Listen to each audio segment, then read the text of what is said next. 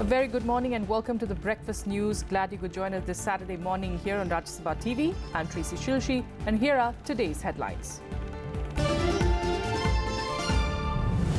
A massive cyber attack hits 99 countries. Britain's healthcare service has been hit.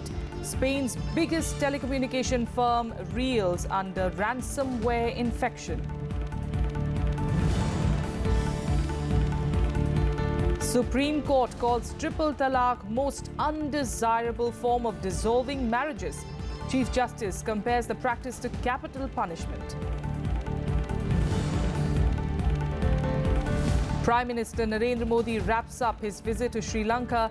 In his address at the Vesak Day celebrations, he re-emphasizes on the traditional Buddhist connect between both neighbors. Election Commission throws a challenge to political parties to prove EVMs can be manipulated. Assures VVPAT machines will be used in future polls. And Sakshi Malik, Vinesh Fogart and Divya Kakran win the silver medals in individual categories at the Asian Wrestling Championships. Starting with the top international story, a massive cyber attack on Friday targeted a number of organizations across Europe, including Britain's state-run health service and Spain's biggest telecommunications firm. There were also reports of infections from Italy, Portugal, Russia and Ukraine. Computer systems were infected by cyber criminals with malicious software called ransomware, which locks up computers and demands a ransom to restore access. It was not yet clear if the attacks were all connected, but a cybersecurity researcher tweeted that he had detected 36,000 instances of the ransomware called WannaCry and variants of that name. Spain's government said that a large number of companies, including telecommunications giant Telefonica, had been attacked. The ransomware in Spain was a version of the WannaCry virus, which encrypts sensitive user data. In Britain, hospitals were forced to turn away patients and cancel appointments after the nationwide cyber attack crippled some computer systems of the state-run National Health Service. We're aware that a number of NHS organisations have reported that they have suffered from a ransomware attack. This was not targeted at the NHS. It's an international attack and a number of countries and organisations have been affected. The National Cyber Security Centre is working closely with NHS Digital to ensure that they support the organisations concerned and that they protect patient safety. And we're not aware of any evidence that patient data has been compromised. But at least 99 countries have been hit is the latest reports. We'll keep an eye out for developments there. But now on to the big national stories. And an all-party meeting was convened by the Election Commission on Friday to discuss the reliability of EVMs in Delhi. The Commission sought views of political parties on the proposed challenge it plans to hack its EVMs. The poll panel said that it will offer political parties an opportunity to prove that the electronic voting machines used in the recent assembly polls were tampered with. All the 7 national and 48 state-recognized political parties attended the meeting. The Aam Aadmi Party claimed that its proposal of holding a hackathon was rejected by the Commission. The Election Commission on Friday convened political parties to discuss the issue of electronic voting machines and other electoral reforms. Leaders of all 7 national and 48 state-recognized parties participated in the meeting, which saw a debate over the definition of hacking. All the future elections will be mandatorily held with VVPAT, and the Commission has also taken into account that the VVPAT slips of electronic voting machine up to a definite percentage, which will be determined by the Commission, will also be subjected to counting, and the Election Commission of India will evolve an appropriate framework in this regard. The Aam Aadmi Party, which has been leading the opposition charge on EVM hacking, claimed its proposal of holding a hackathon has been rejected by the Commission. Election commission ने कहा है कि नहीं, हम hackathon शब्द से ही सहमत नहीं है, हम हैकेथन कॉन्सेप्ट से ही सहमत नहीं है।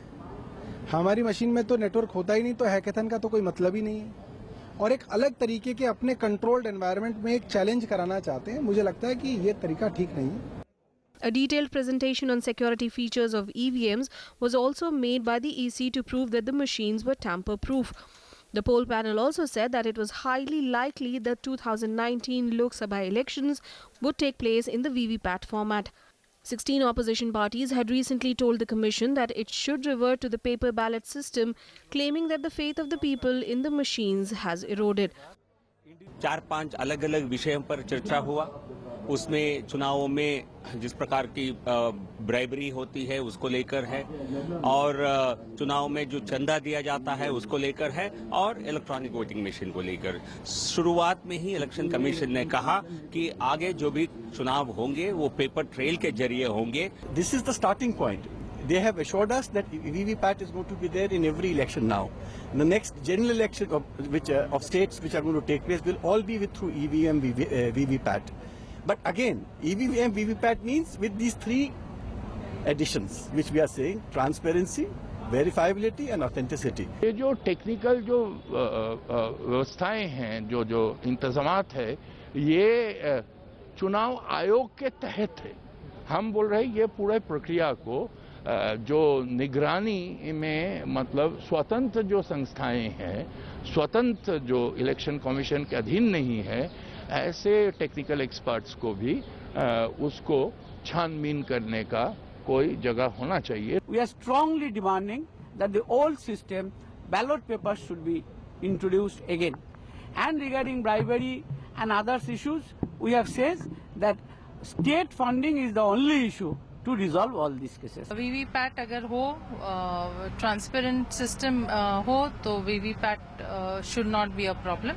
उससे 100% समझ में आएगा कि किनको वोट दिया है, लेकिन उसमें भी ये बात है कि जिसको वो काउंटर फॉइल मिलती है या जो दिखाई देता है VVPAT मशीन पे, वो उनके पास एक काउंटर फॉइल मिलनी चाहिए। Government must come forward to spend the money for the election campaign, and also that way even ordinary persons, independent members or even small parties can contest the election. Therefore, that has to be taken. The EC also offered political parties the chance to prove that EVMs used in recent polls were tampered with. Days before the meet, the Aam Aadmi Party had staged a demonstration on hacking voting machines in the Delhi Assembly. The EC had trashed the claim, saying the machine was a look-alike and not an actual EVM. The poll panel intends to use VVPAT units attached with EVMs in the coming elections for greater transparency. The Union Cabinet had given its nod to sanctioned funds of nearly 3,200 crore rupees to procure more than 16 lakh VVPATs as sought by the EC. With inputs from Pranav Goswami, Bureau Report for Rajya Sabha TV. Continuing its hearing on the practice of triple talaq, the Supreme Court on Friday called it the worst and most undesirable form of dissolution of marriages among Muslims. Chief Justice of India, J.S. Khear, who is heading the 5-judge bench, compared the practice to capital punishment. Former Union Minister and senior advocate Salman Khurshid, who is assisting the court as amicus curiae, told the bench that it was not an issue where judicial scrutiny was required. He also said that women had the right to say no to triple talaq by stipulating a condition to this effect in the nikahnama. The court also was informed that countries like Pakistan, Afghanistan, Morocco and Saudi Arabia do not allow triple talaq as a form to dissolve marriages. Several Muslim women have challenged the practice of triple talaq, saying that it was discriminatory against gender justice and dignity of women. The Apex Court began hearing on the issue on Thursday, where it said that it will first examine whether the practice of triple talaq was fundamental to Islam or not. जो एक समय में 3 तलाक देने की प्रथा है, क्या वो उचित है या अनुचित है कानूनी तौर पे? इस पर इसके विभिन्न जो पहलू थे उस पर आज चर्चा हुई और मैंने बताने का ये प्रयास किया कि ट्रिपल तलाक का कोई औचित्य नहीं बनता है और क्यों नहीं बनता है, उसके सारे उदाहरण और उसके जितने भी जो भी उसके विषय थे वो सब मैंने कोर्ट के सामने रखे। मेरा ये मानना है कि 3 तलाक और बहुविवाह और हलाला ये पूरी तरीके से महिलाओं का सम्मान का मामला है, ये महिलाओं की डिग्निटी का मामला है, इसलिए सभी राज्य सरकारों को आके सुप्रीम कोर्ट में रिटर्न में बताना चाहिए वो इसके समर्थन में है या विरोध में है। The Delhi High Court on Friday upheld a lower court order on income tax proceedings against Young India Limited in the National Herald case. Young India had approached the High Court seeking a direction to stay the IT proceedings and quashing of notices against it. The court asked the company to approach the income tax assessing officer after which the firm withdrew its petition. Young India, a company where Congress President Sonia Gandhi and Vice President Rahul Gandhi are stakeholders, will be investigated by income tax officials. The Delhi High Court upheld a lower court order declining to stay the income tax proceedings against Young India Limited in the National Herald case. Today, the Congress party had filed a writ petition in the Delhi High Court. Let me make it clear that the learned division bench of the Delhi High Court has given full liberty to the petitioner, not the Congress but the Young Indian company, to raise all the objections raised in the writ petition before the assessing officer, including most importantly the objection regarding absence of reason to believe to reopen the assessment. The order was passed and consequently, I repeat consequently, we withdrew our petition with that liberty to raise all those objections before the assessing officer. We will now await the assessing officer's decision in accordance with law, and in those proceedings we'll be raising all the objections raised today in the writ. At the heart of the case is Associated Journals Limited, the publisher of 3 newspapers including the National Herald, that was founded and edited by Jawaharlal Nehru before he became India's first Prime Minister. In 2008, the company shut down with an alleged unpaid debt of about $15 million. Sonia and Rahul Gandhi are accused of setting up Young India Company to buy the debt using Congress party funds, even though Associated Journals allegedly had real estate assets worth at least $335 million, which would have cleared the debt. It's a culmination of my complaint, which was given in July 2014. And in my main matter, I said that by fraud, cheating, conspiracy, criminal breach of trust, they acquired this National Herald Company, Associated Journals Limited. But the fact that they said that they gave loans to National Herald for running the paper was from Congress party funds. Now that was a violation of the income tax law, because income tax law says you can use the funds only for political purposes, not for commercial purposes. In January 2016, the Gandhis won an appeal to be exempted from personal appearances in court. Bureau Report, Rajya Sabha TV. Prime Minister Narendra Modi on Friday wrapped up his 2-day visit to Sri Lanka. Participating in the Vesak Day celebrations, he spoke of the shared heritage of Buddhism between the two neighbours. He also announced starting direct flights between Varanasi and Colombo. Later in the day, he inaugurated a multi-speciality hospital and addressed the Indian origin Tamil community in Dikoya, where he called for celebrations over the diversity between Sinhalese-speaking population and the Tamil-speaking population in Sri Lanka. Prime Minister Narendra Modi in Colombo, participating in the International Vesak Day celebrations, the biggest festival of Buddhists. Vesak marks the birth, enlightenment and the passing of the Buddha. It was officially recognized by the United Nations in 1999. Modi, who was the chief guest at the festival, was received at the Bandara Naike Memorial International Conference Hall by Sri Lankan Prime Minister Ranil Wickremesinghe amid traditional fanfare. Sri Lankan President Maithripala Sirisena was also present. In his address, Modi re-emphasized the traditional Buddhist connect between the two neighbors, adding that Buddhism's message of peace could be a guiding force during these violent times.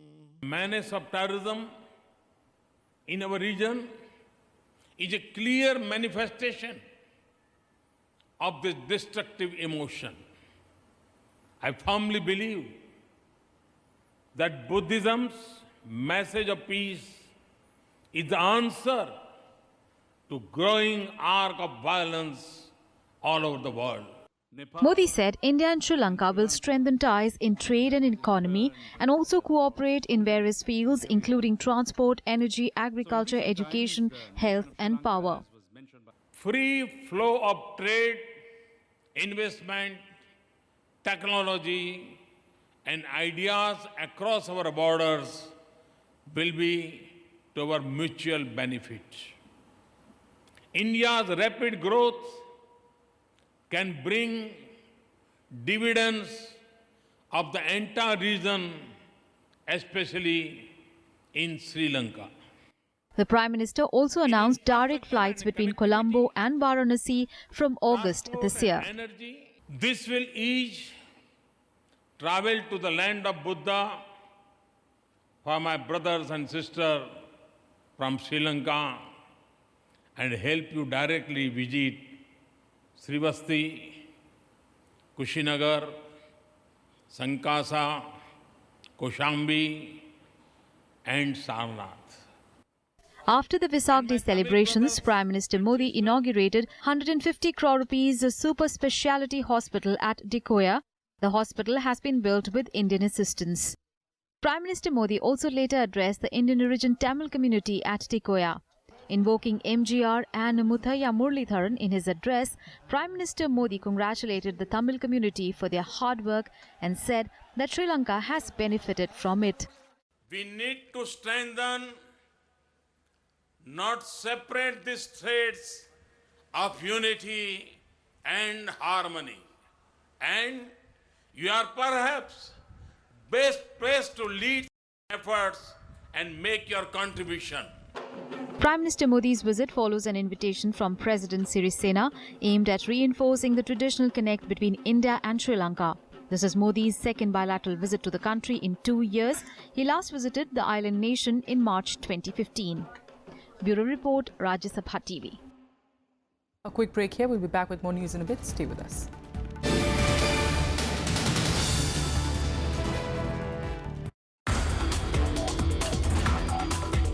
We have been saving people in terms of accurate forecast and warnings, etc.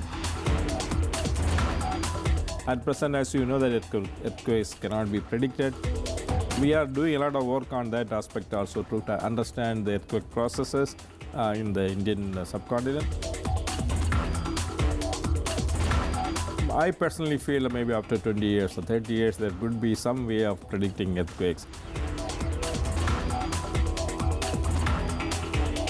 Watch Eureka with Dr. Madhavan Nair Rajivan, Secretary, Ministry of Earth Sciences, only on Rajya Sabha Television.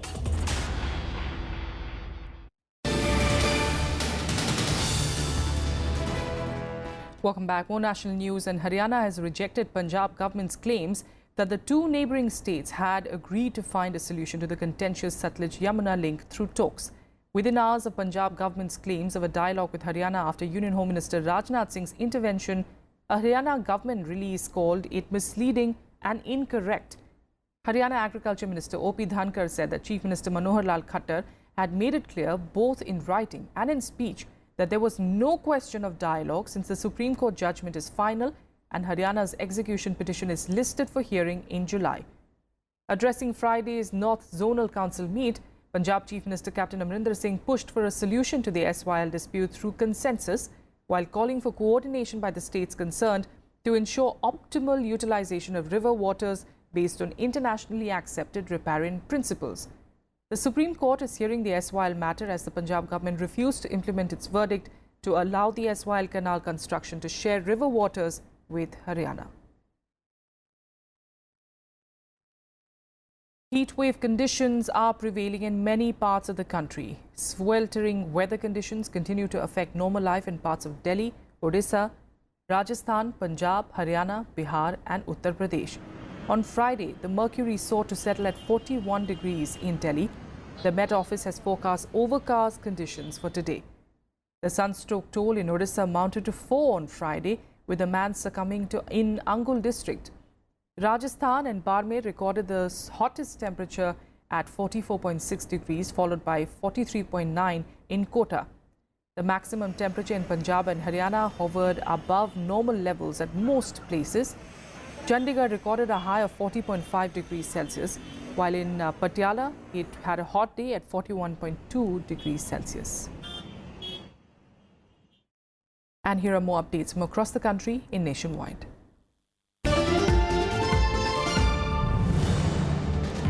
The Madras High Court has asked the state government to follow the Supreme Court order to close down liquor shops within 500 meters of state and national highways in letter and spirit. A vacation bench gave the observation that multiplying liquor shops in the state will cause not only general damage to the public health, but also trigger disorderliness in poor families. The Border Security Force seized a Pakistani fishing boat from Pabewari Creek in Kutch district on the Indo-Pak border. 4 fishermen jumped off the boat and ran towards the Pakistani side of the border near Sir Creek after noticing the BSF patrol party. The search is on to catch them, officials have said.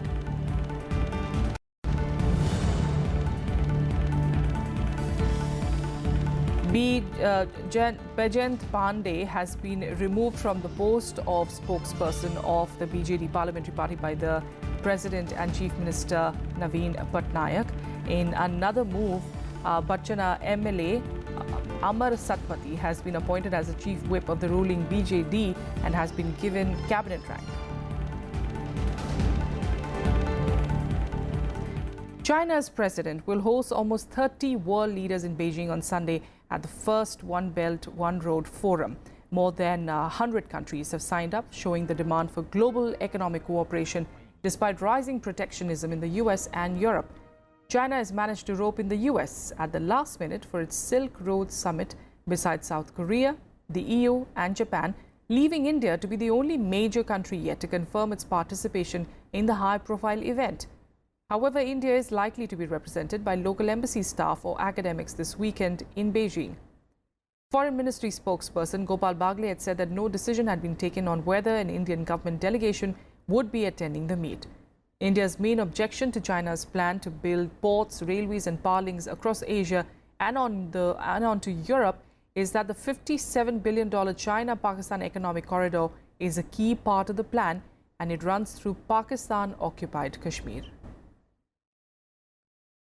我们一直在说，一带一路倡议是一个开放包容的倡议，我们也欢迎各方都来参与一带一路国际合作高峰论坛。根据我掌握的情况，美国总统特别助理。 I'm really proud of the way that China looks at Croatia as a partner. There is this discrepancy in the size and the number of population, but nevertheless, what is really good to feel is not only on the part of the Chinese government, the concept of sovereign equality of states, but really the friendship on the part of the government and on the part of the people that they feel towards Croatia. Media reports from Pakistan say that the country may not accept the jurisdiction of the International Court of Justice in the Kulbushan Jadhav case. The ICJ had stayed the execution of the Indian national Kulbushan Jadhav, who was sentenced to death by a military court in Pakistan. Media reports say that Attorney General of Pakistan was on Friday briefed on Jadhav's case.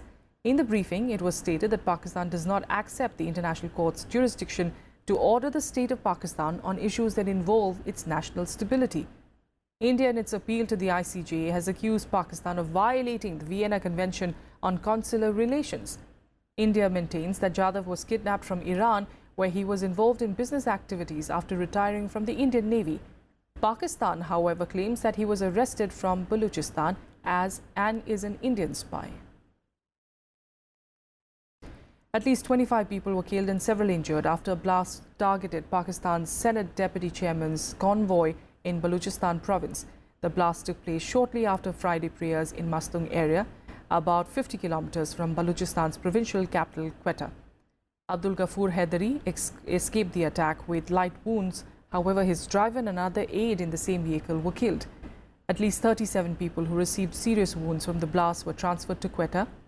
The Islamic State militants claimed responsibility in a statement released by its website, saying that the attack had been carried out using a suicide bomber. Haidari is a member of the right-wing religious Jamaat Ulema-e-Islam Fazl and has been a senator since 2008. Most of the people killed were workers of the party. Now to the US, where President Donald Trump has said that his spokesperson should not be expected to speak accurately about his positions and the goings-on within his administration because he is a very active president. With the number of tweets, Trump also threatened to cancel press briefings and be replaced perhaps with written statements for the sake of accuracy. His comments came after the media questioned his administration's shifting narrative on the firing of James Comey as FBI director.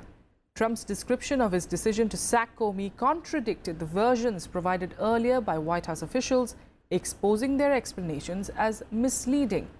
Meanwhile, Trump also warned sacked FBI Chief Comey not to leak details of their conversations to the media, suggesting that perhaps they may have been taped. The suggestion to cancel briefings is not the first time, though. The administration has threatened to do so with limited media access. And now in sports, 3 Indian women wrestlers, including Rio Olympics bronze medalists Sakshi Malik, Vinesh Phogat and Divya Kakran, settled for silver medal each in their respective weight categories at the Asian Wrestling Championships on Friday. All the 3 Indians lost to their respective Japanese opponents. Ritu Phogat, meanwhile, bagged a bronze medal in women's 48 kg category without even fighting the bout, as her opponent Sun Yanyan of China opted out of the third-place playoff after sustaining an injury. Making a comeback to the international circuit after the Olympics, Sakshi Malik looked a little out of touch as she went down to the Rio Games gold medalist in the 63 kg category. Vinesh Phogat also settled for a silver in the women's 55 kg category, while Divya Kakran was the 3rd Indian to have made the final in women's 69 kg category and settled for a silver medal. काफ़ी बड़ी बात है और सबसे पहले तो मैं 55 में खेली हूँ, उसमें सिल्वर मेडल लेना कहीं ना कहीं मुझे खुद में ये लग रहा है कि मैं 48 में कहीं ना कहीं बहुत ऊपर हूँ अभी, क्योंकि एशियन रेसलिंग में वुमेन्स में बहुत अच्छी है। जब अगर आप ओलंपिक्स का रिजल्ट देखेंगे तो एशियन वुमेन्स ही सबसे ज़्यादा मेडल लेके आई और उसमें सिल्वर मेडल लेना, 55 वेट में लेना, अपने वेट से 2 वेट ऊपर जाके खेलना, तो मेरे लिए काफ़ी प्राउड की बात है कि मैं इंजरी के बाद कहीं ना कहीं मैं पोडियम पे फिनिश कर पाई हूँ। जो मेरी मेहनत थी वो आज रंग लेके आई है। तैयारियां हमने अपनी तरफ से अच्छी की थी, बाकी ओलंपिक के बाद बहुत ज़्यादा गैप हो गया था इंटरनेशनल कंपटीशन के लिए, तो बस कंपटीशन से दूर थी, इसका थोड़ा इफेक्ट हुआ है। बाकी अभी मैंने और अच्छी तैयारियां शुरू कर दिया और वर्ल्ड चैंपियनशिप में हम और अच्छा करने की कोशिश करेंगे। And that's all we have on the Breakfast News. Thanks so much for joining us. Have a good day.